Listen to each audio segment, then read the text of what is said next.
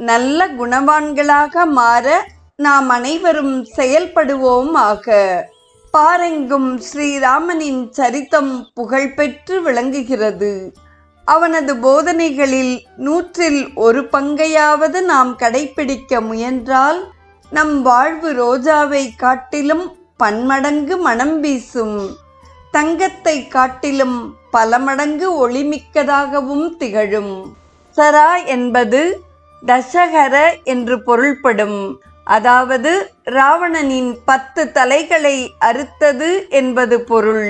எனவே ஆணவம் என்னும் அரக்கனின் 10 தலைகளான காமம், கர்வம், கோபம், பேராசை, மோகம், ஆசை, பொறாமை, குரோதம், சுயநலம், வஞ்சகம் ஆகியவற்றை அறுத்து தசராவை கொண்டாட நாம் இந்த நன்னாளில் உறுதி பூணுவோம்.